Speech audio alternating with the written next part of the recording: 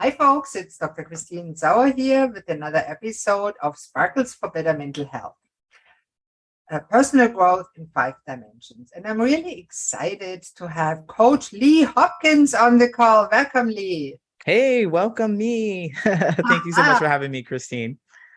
Lee, I heard from you that you are a transgender man who Mm, helps people create lasting friendships.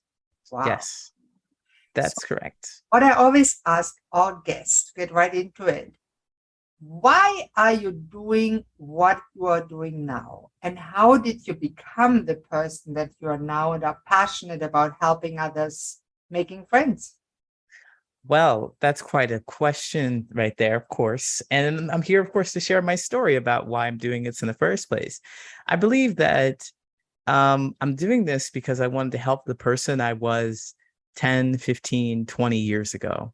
And the person who didn't have any friends, the person who wasn't able to make connections with people, the person who was resentful because they believed the world was just against them and that everybody else had friends, but I didn't. And that I couldn't figure out what was happening. I thought it was just me. And I thought I was doomed not to have friends ever. And so on my journey, I discovered that that is not true. And I want to help people who feel that same way, that feel like they're not able to connect with people, that they don't know why they're not having friends or they're not able to make friends. I want to help them understand that it's not the world that's against them, that they should feel empowered to sparkle, essentially, live your truth. And that's how you'll make the friendships that you're looking for. So, what would you say are steps to get friends, make friends? Oh, well, the biggest step, like the overarching thing about making friendships. And I know friendship coaches say things like, go to different places and just talk to people, just show up, just be there and just hang out. Just no, that doesn't work. That doesn't work because you're visible. You're visible. People see you. People might say hi to you. You go there 3, 4, 5, 10 weeks. People will know your name. People will start saying hi to you, but they won't really know you. So you have to be vulnerable. That's the key to making friendships is being vulnerable. That means opening up and sharing something important to you. And what I've discovered is that I didn't know anything about me. I didn't know anything about me. And that was the problem with making friends and connecting with people. It's like, sure, I want to be vulnerable, but I don't even know what that means. Like the hardest question to answer for a very long time was, what do you like to do for fun? I don't know. Whatever you want to do, whatever keeps people around me, wherever people are, I'm going to show up and be at that place. I just don't want to be alone. And that kind of attitude kept me stuck and made me feel really alone.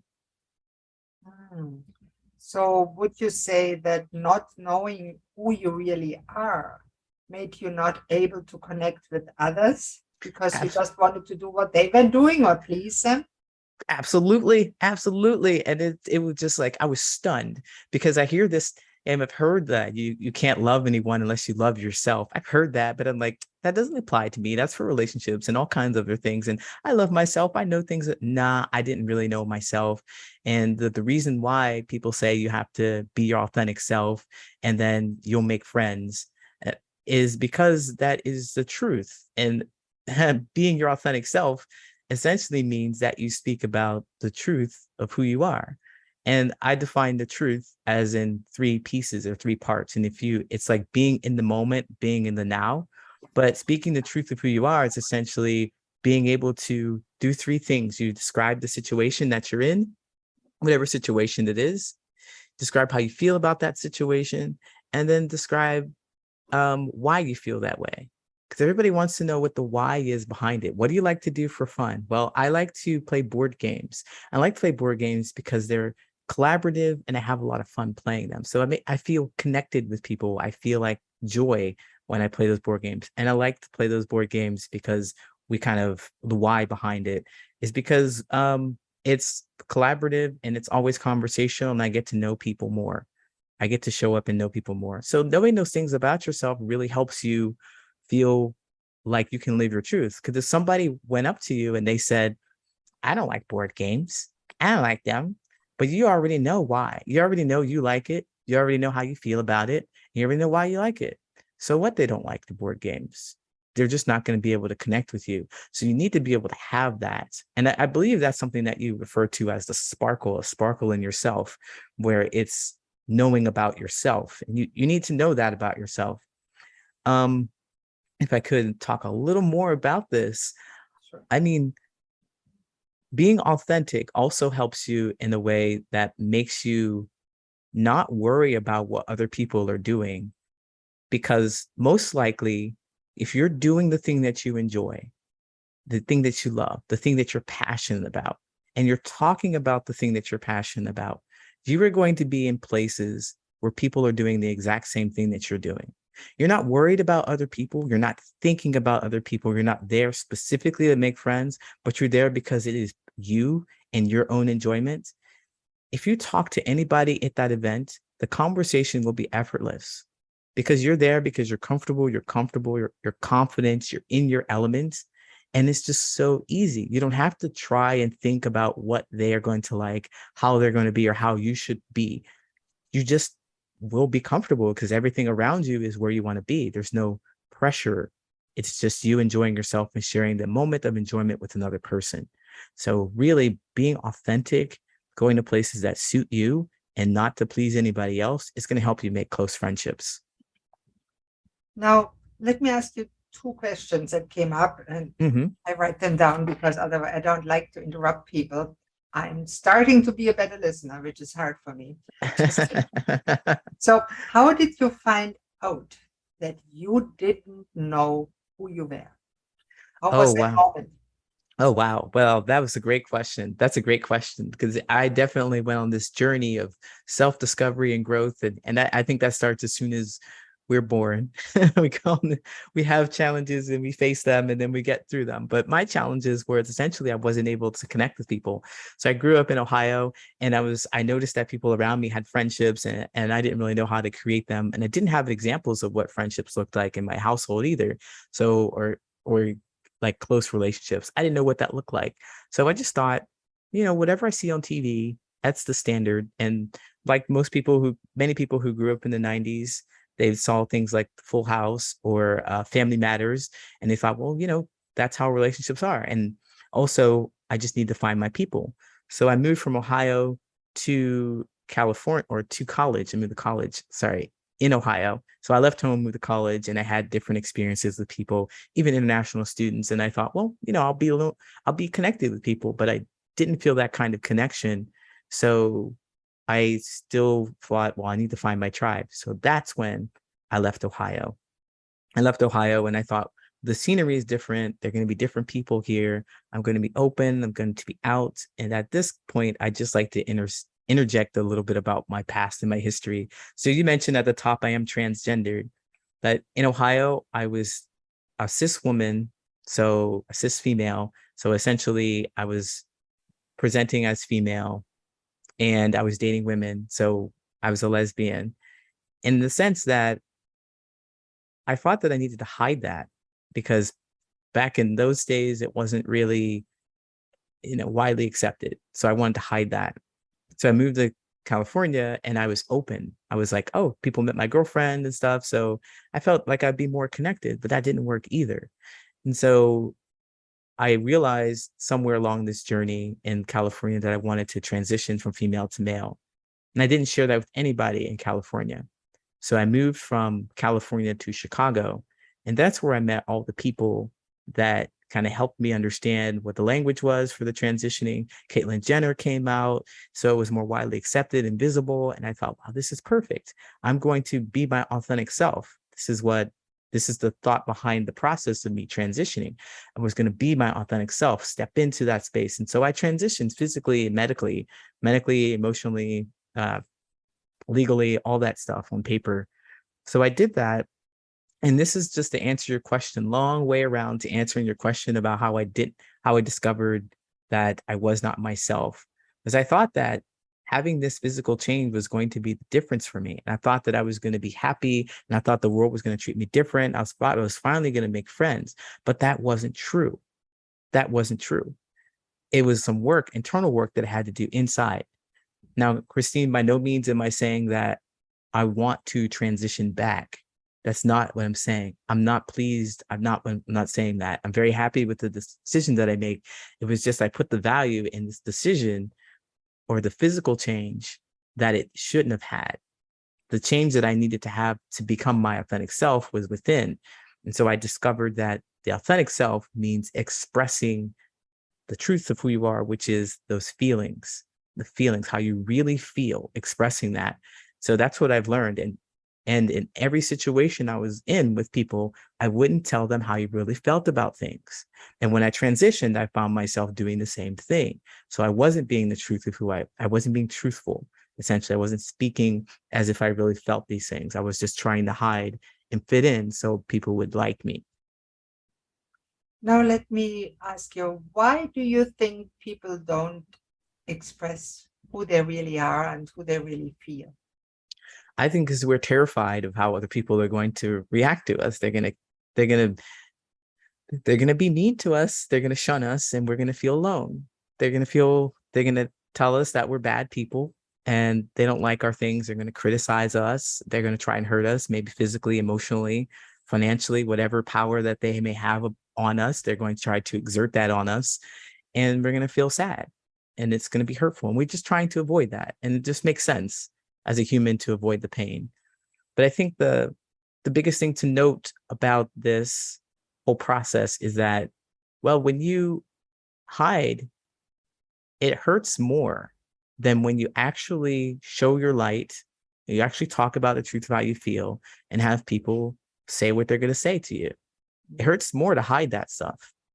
The truth just has to come out anyway. And if we can't talk to people about it, we resort to going to social media, and we type our thoughts and feelings out on social media, or we'll yell at people. We'll come out unconsciously because we're holding it down.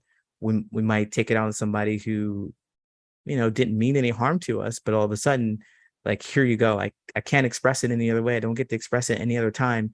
I'm going to express it towards you. So it leads us to be a pretty explosive.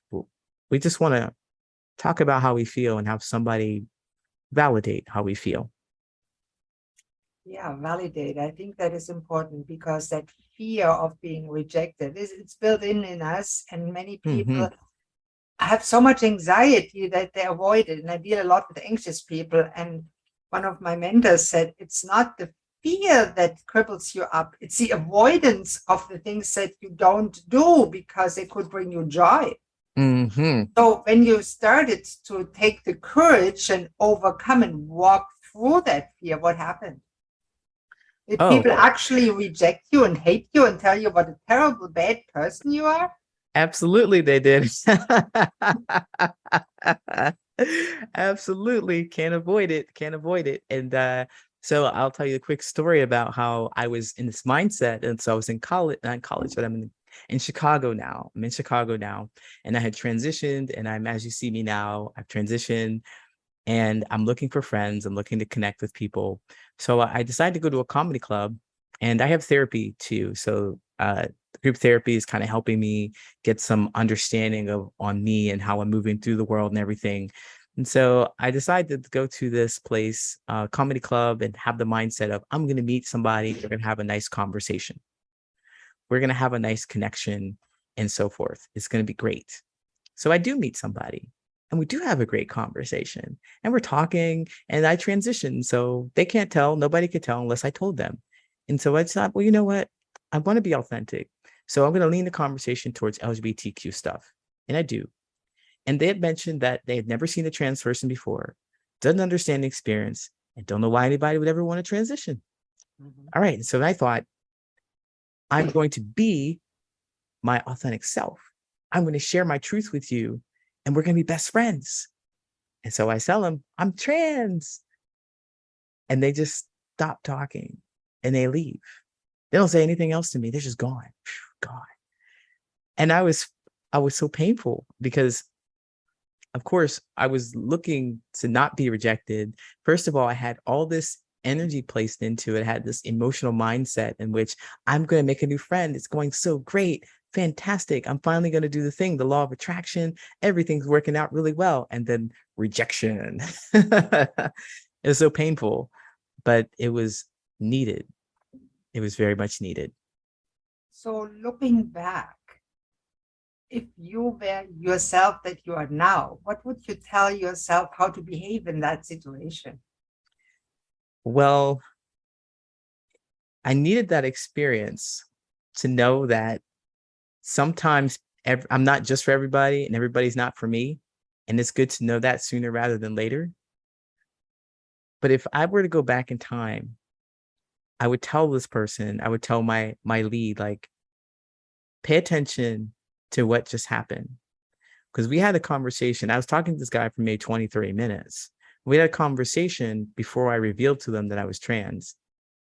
I would say, like, well, they have never seen this before and they don't know about it. And they're obviously talking to you. So they don't know that you are. Maybe consider how they might feel if you dump that information on them. It might be shocking to them. What else did they say in the conversation that could verify this? Or maybe you want to get curious about how it might impact them instead of just revealing it. Maybe ask them, how do you feel about that? If you met one, how would you react, or something like that? Or maybe change the subject altogether. But I recognize, reflecting on the question that you just asked me, that person has given me many signals that they would react and respond that way. I just wasn't paying attention. I was so desperately looking for a friend that I wasn't paying attention. So if you're desperate, you fail. And that's in all areas of life the case. But I love Mhm. what you said about being curious, because I think that helps us a lot by building friendships. Would you agree with that? Absolutely. You need that sense of curiosity because like we were talking earlier, we want to be validated. We want people to have, they don't have to have our point of view, but at the very least understand that we have that point of view and not try to change it, not try to change us. Now, even then, I think we will eventually sometimes meet people that are just so in their thing. Well, I talked to you for 10 minutes. I didn't realize that you're trans, but I hate trans people. Boom. I you know, mean, you can make an argument against it. It's just nonsense, but people are sometimes like that. Yeah, and Christine, honestly, I go on live on TikTok and the trolls come in, people come in and they see my profile about me being trans and they want to come and tell me that they don't like the fact that I'm trans. And I accept that. I listen to that and I definitely want to make sure that they feel heard and understood. Because I strongly believe that everybody has some truth of how they feel that wants to come out. And then the larger society will tell them, like, hey, you can't feel this way. You can't feel that way. You shouldn't do this. You shouldn't do that. Well, I don't believe there's anything wrong with acknowledging that feeling that it is and not try to hide it. We have to acknowledge it to do something about it, recognize it. Like I've had a couple of people come into my lives and they would say something like, I don't like you because you're trans. And I'm like, okay, I understand that based on everything how we were raised and blah, blah, blah. And at the end of the conversation, they felt like I understood them and I let them be themselves. I let them Never be ask such themselves. people, how come you don't like trans people? What Yeah, yeah, what do they say? I do. What happens And for people that are so averse of, I mean, trans people don't hurt anybody. right, It's not exactly. like child molesters, very big difference. Right, exactly. Like it doesn't seem to compute to me. So as a trans person, I'm like, all right, ugh. But it doesn't feel good to know that. But also, I think that as I talked about the truth of who you are, which is the experience, how you feel about the experience and why, most of the time they don't know the why. They do not know why. They're just like, I don't know. They don't give me a concrete reason why. It's probably just because somebody had told them. But if I had to take a stab at it, because I'd thought about this, if I had to take Well, if I thought about this, I would think that, well, I reflect back on that situation in which that person ran away from me because I told him I was trans.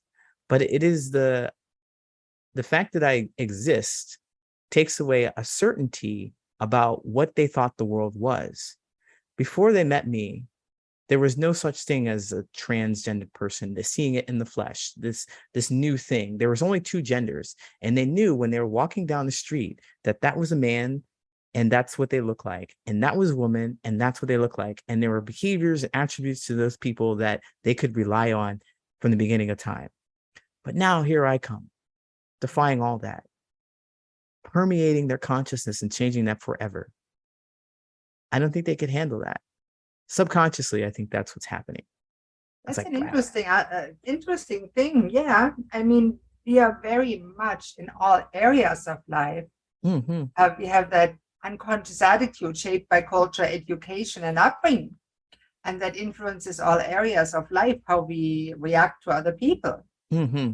So to go back to friendships. Oh, yes, we were friendships. Yes. I mean, I love talking about transgender, and I could ask a few explosive questions, but I won't go there today. Okay.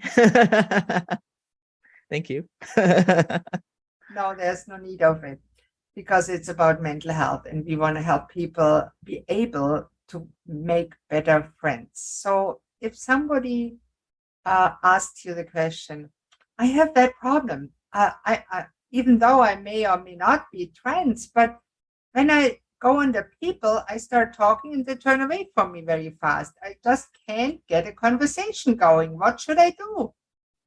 Wow. Well, what should you do as far as making conversation with other people?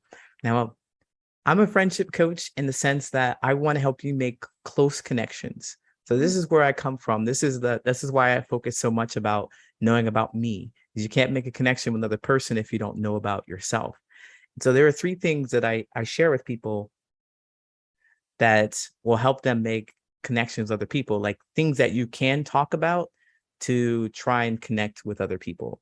The best things that we can connect on are the history, the hobbies, and the habits.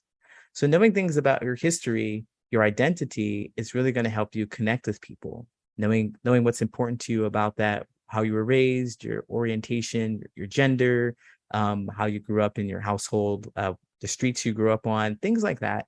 They're going to really help you be able to connect with another person, knowing them about yourself, knowing what's important to you about themselves.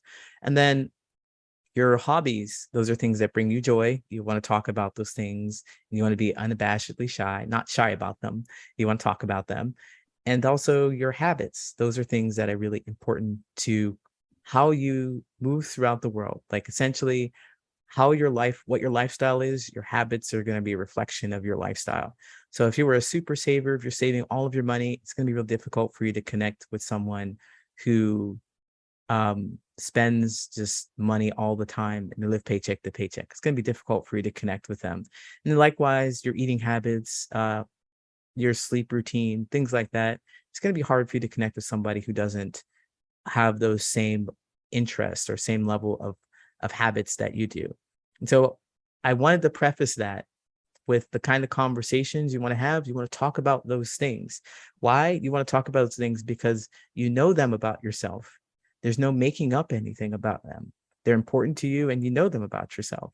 So it's easy to not try to impress anybody. You don't want to impress anybody. You want to give them a wrong attitude about who you are. And also you want to know those things about yourself so that you can build stories around those things. You want to entertain somebody with conversation about you.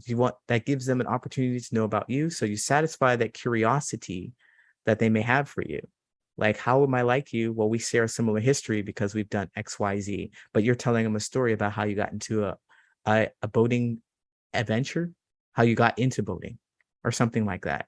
How you fell out of a boat and How you ended fell out up of the in the boat. water. That's more funny. Exactly.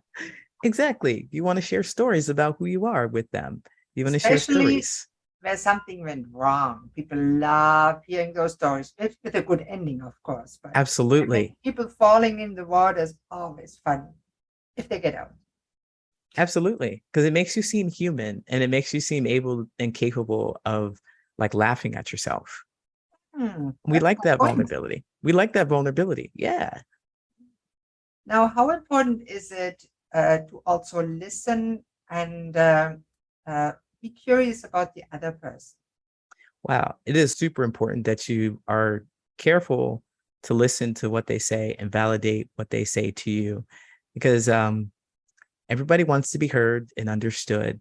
And so you want to listen, hear their side, not just for you to make a connection with them, but also to make sure that they are matching up with the things that you're looking for from them.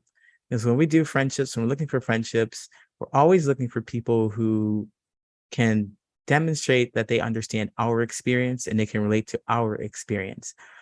There's no need to get into a friendship with someone who you do not share something that's important value. If you don't share an important value with them, it's going to end up being a toxic relationship, because you're going to try and change them and they don't want to be changed. They just want to hang out with you. They just want to be themselves, and they may not be asking you to change them.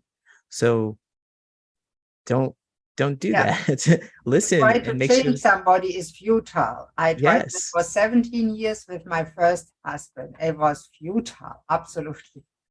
absolutely. You can't change anybody. And I remember I had a partner who was a vegetarian, and I was eating a lot of meat. I didn't really pay attention to that. And they wanted me to be a vegetarian. And I'm like, no, I'm not doing that. And I thought that we could get along and we could have a great relationship together. But secretly, it seemed like they really didn't like the fact that I was a vegetarian. And I didn't have any respect for the fact that they were a vegetarian. So it was toxic. It was not good.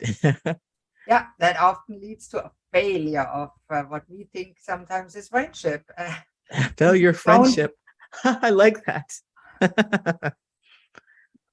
I had friends quit on me for the weirdest reason. One friend, I wasn't in a good state. I thought she was a friend, and I happened to forget her birthday after I knew her for 6 months. Come on, big deal. And that's Wow. what she never wanted to see me again after that. Wow. That was That interesting. It hurt me at that point yeah, because that I is wasn't aware that people think that is so important that you break up a friendship over that. So there's the weirdest people around. yeah, that is kind of strange and very intense. I mean, I have a story that I'd like to share. Like earlier this year, um, I had my birthday, and a couple of people who've known me for a few decades didn't say anything to me.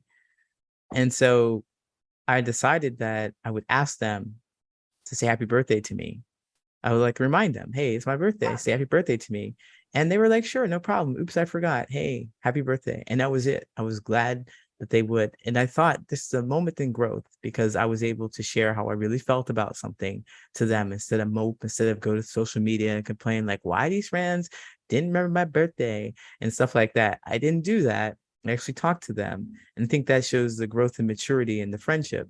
And so just pointing back to the friendship with the other person, like 6 months, I think it's pretty unreasonable to feel to sometimes friends demand are that. unreasonable, and I think to realize that helps us not to get hurt too badly when something like that happens. Yeah, but also to their unfortunateness is that they weren't able to talk it out with you, Mm, and why it made them feel so bad, so that you can know, because if you were going to be a good friend, you would know that for next time, but that's you didn't right. get an opportunity to. No, and that's sad. Now, Lee, I know you have a lot of really good resources on your website, and I want to make sure you are able to talk about that for a few minutes before we have to wrap up. Sure. So tell me, I looked on your website. It's awesome. I recommend everybody go there and click on that little button on top, or the little bar. And Yes. tips. I can't wait to get them. So I talk have about that. I do have quite a few resources. In my I have like a 5-day friendship challenge. I have a 30-day friendship challenge, Wow. but I have 10 tips for making meaningful conversation. But what I really want to talk to you is about the newest thing called 50 journal prompts. So it's getting to know yourself so that you can share with others. So the biggest and most key point, and then you can have all the resources to help you have better conversation. But if you don't have meaningful conversation, like things to talk about, then you're going to have difficulty really making connections. You have to know about yourself and what's important and special to you before you can make connections with other people. So that's where the journal prompts come in. And so there are 50 journal prompts. It's a free PDF. So 50 journal prompts, and it also gives you the formula to actually put those into stories that you can share with other people, because you want to have a certain story set that you can share, in a way that's interesting and engaging. And it will let them know if you're a good match or not. It'll let you know, actually, if you're a good match, if they're a good match for you. That's what I'm trying to say. You're always looking for how they feel about what you share with them and if you like their response or not. It's always about you and how you feel. So I want to empower you with that. So I have 50 journal prompts. You can find that at my website, patternsofpossibility.com. And also you can follow me on all social media, Patterns of Possibility. Patternsofpossibility.com. Now, I love that title, Patterns of Possibility. Thank you. That is awesome. Lee, thank you so very much for sharing that. And I also will put it underneath the video and, of course, on underneath the podcast in the podcast notes. And I'm so excited to have you on, and I can't wait to go back to the website and get those journal prompts. I have to look at them. And I wish you all the best. Thank you so much. Thank you so much, Christine. I'm glad to be here. And this was another episode of Sparkles for Better Mental Health. Make sure to watch out for the next episode. Bye-bye.